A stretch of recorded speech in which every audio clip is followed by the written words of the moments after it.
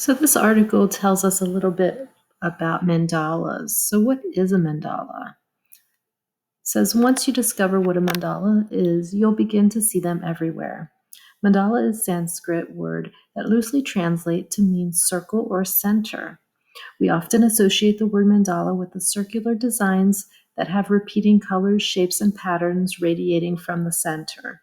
Mandalas can be precise, carefully measured, geometric, and perfectly symmetrical, or in contrast, free flowing, organic, and asymmetrical.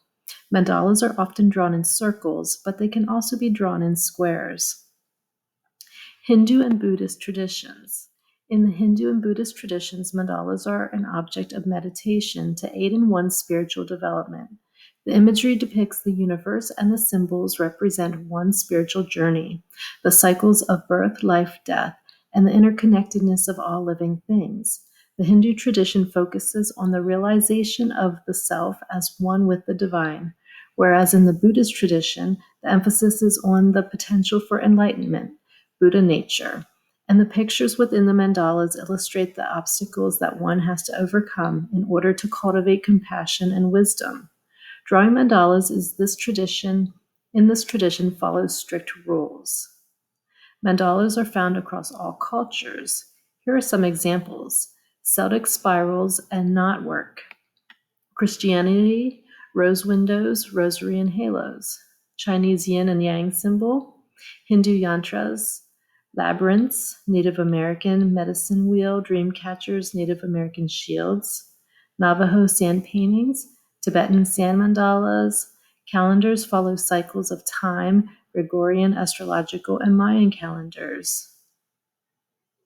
Mandalas in nature. Snowflakes, flowers, and shells, like the nautilus picture above, are all examples of where mandalas show up in nature. The cylindrical patterns of the moon and the seasons are also seen as mandalas. Personal mandalas.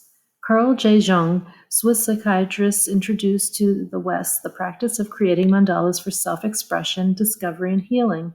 In Jung's daily practice of creating mandalas, he discovered that the shapes, colors, and symbols reflect his mental, emotional, and spiritual well-being at the time that he created them.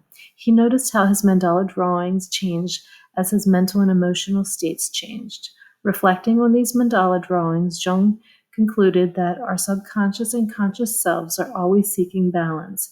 In Jung's work with his clients, he would have them draw mandalas. He observed them through creating mandalas.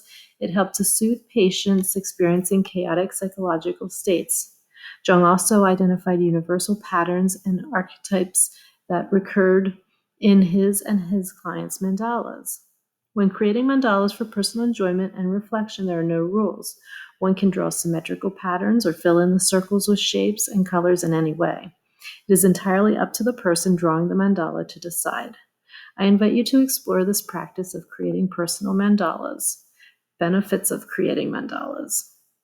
Participants who have taken up the challenge to create 100 mandalas in 100 days have experienced the following. Creating mandalas relaxes the body and mind, cultivates the feelings of happiness, inner peace, and general well-being, eases stress, anxiety, worry, overwhelm, fear, and depression, activates creativity, improves focus, enhances self-esteem and self-acceptance, fosters a sense of connectedness with oneself and others, improves sleep, and it's fun. Get inspired, get started.